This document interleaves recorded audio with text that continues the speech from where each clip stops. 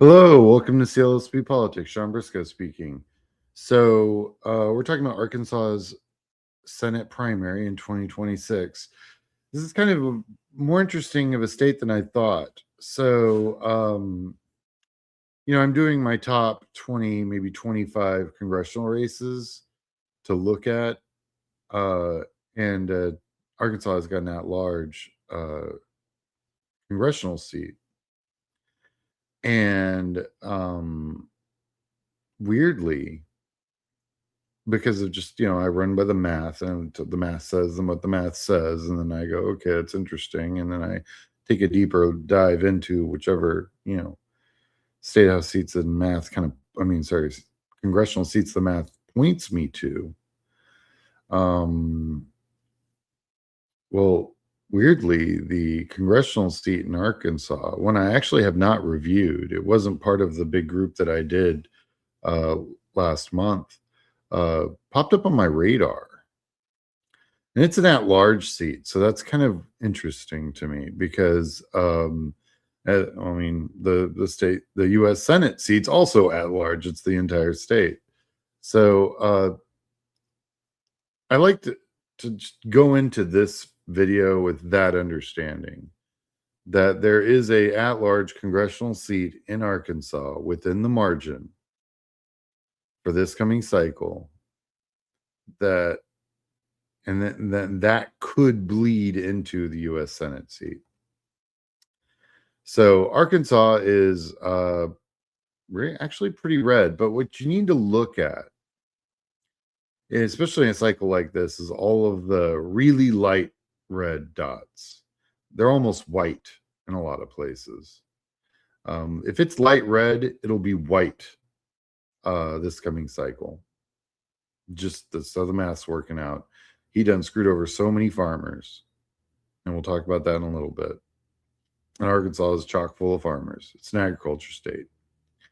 So all those light red areas are going to be white, and all of the white areas are going to be probably light blue this coming cycle, right? So I can blow this up for you a little bit. So when you're looking at these maps, just understand that that's the reality that we're dealing with. And then once you get, outside of Conway and Little Rock and Hot Springs, there's a lot of farms, a lot of low density population, So, and then while I've got the map blown up, I want to look at like where my majority areas are. And that changes the map even just a little bit more, right? So this is an interesting state to me now. Now, I know for a fact there are just around Memphis, if you take in basically all three states that Memphis kind of borders, there's 6 state house seats that could flip. And I don't talk about the state level stuff very much, but I went ahead and went out and I found 81 state house seats across the country that I think would flip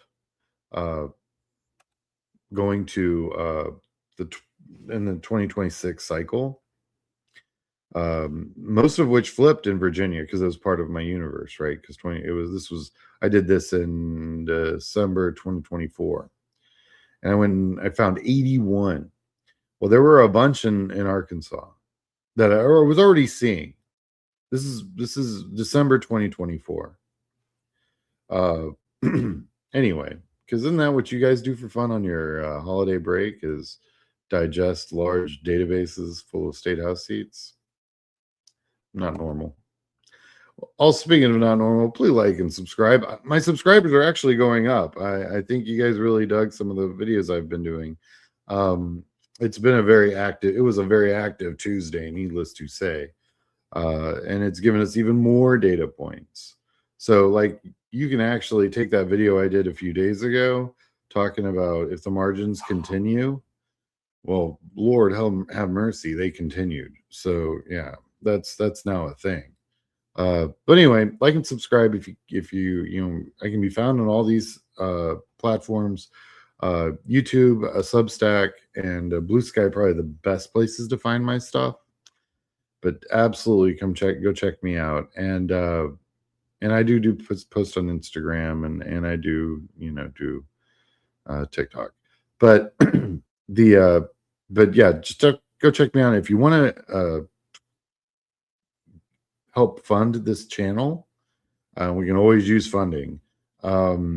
There's a PayPal on my YouTube and Substack. You can actually become a member of my Substack paid Substack group, which is cool because you actually technically definitely starting in January, you're gonna start getting stuff before everybody else by like days, in fact. So definitely worth checking out. So let's talk about some candidates. So we've got there's Democratic candidates and there's Republican candidates running for this seat, right? Well, needless to say, Tom Cotton is sitting at $9.3 million. This guy must be a fundraising machine. 9.375 is not the most I've seen, but it's getting darn close to like AOC level fundraising. Yeah, I mean, holy crap. Now, Haley Schaffner is her name. She's raised $500,000. And the other two, I could barely find any really FEC, Federal Election Commission data on. But yeah, Haley Schaffer, apologize, is running against Tom Cotton. Now, the congressional level, if I'm seeing, I'll show you the math here in a little bit. If I'm seeing what I'm seeing, Tom Cotton's going to end up with 9.375. He can pretty much buy all the media in Arkansas at this point. You're going to see a lot of Tom Cotton commercials. I really do apologize. Not a lot we can do about that. But that's just a lot of money for a state size. But because it's not just the size of Arkansas, it's the population and the media density of Arkansas. That's a lot of money. A lot of money. But Tom Cotton's going to need all $9.375 million because he's got two big problems.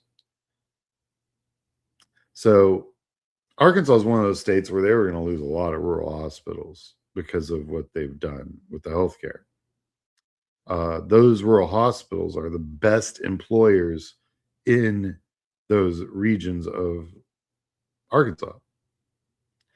And Arkansas is demographically speaking, is an old state. So like Texas is 35. Arkansas is like 12 years older than that on average. So they have disproportionately more people over the age of 60, and when people grow up in Arkansas, when they're young, they tend to leave Arkansas to go and make money in other places, right? Because the economy in Arkansas is agriculture, and it's just not, overly abundant. And yeah, there are people who do make money in Arkansas, and I can assure you they know exactly who else makes money in Arkansas. It's that small. So there's not a lot of opportunities for young people, especially if you don't come from money. So you tend to leave. And so that's what's adjusted the demographic. Plus, you got like a powerhouse state like Texas, just to the south of you. Actually, Oklahoma's doing really well.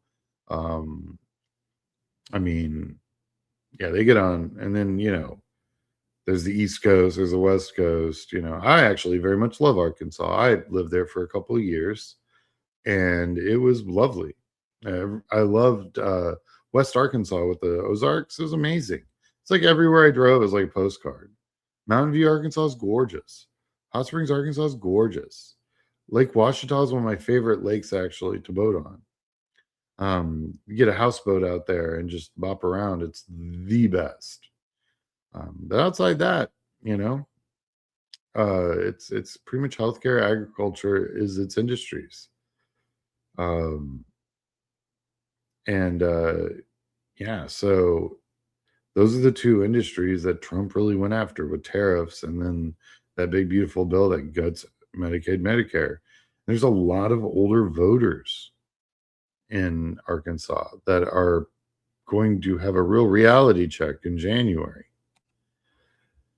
So that big number, that margin is an R plus 2.45 for that statewide congressional they've got in Arkansas.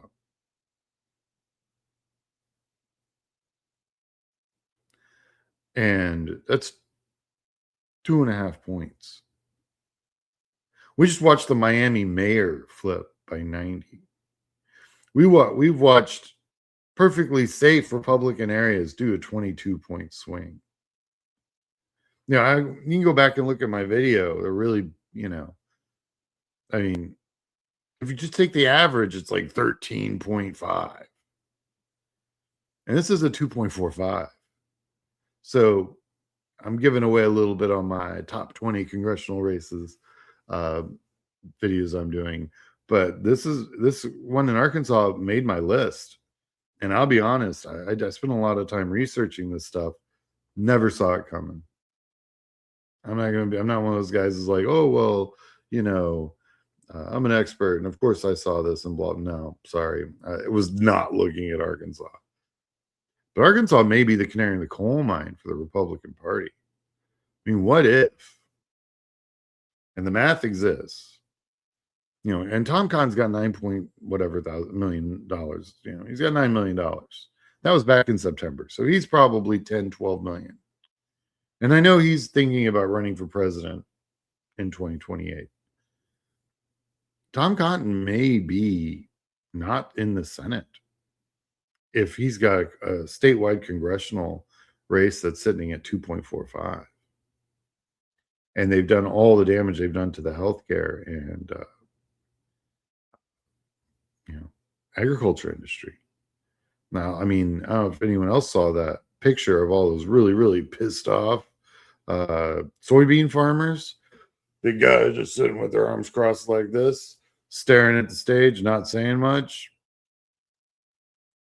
I saw that photo. And that's a bunch of soybean farmers that used to sell their soybeans to China. Now can't even do that. And by the way, that $12.8 billion, the $12 billion bailout, they did put a cap. So you have to be a certain size farm in order to, for it to affect you. And it goes after soybean, corn. And it's like 11 billion of it's for soybean, corn, wheat, those kind of, they have a name for those crops. I forget. It's not the tomatoes. They're giving 1 billion bailout, but it's like $150,000 a farm. 150K. That was how much. That didn't even cover their seed costs. So that $12 billion is a joke. $12 billion is a talking point for Republicans to go back to their non-agriculture constituents who don't know better and push that talking point. That's all that is. So, yeah. And if you want to learn more about the agriculture and how I predicted this entire bailout, you can go watch my my grifting video. It's all about what was going to happen inevitably. Actually, I called this. I thought they'd actually spend more money. So, Well, anyway, thank you for watching. Like and subscribe. I'm putting this video out right now, so you guys will see it today on the 11th. I hope everyone has a great day, and I'll talk to you guys later.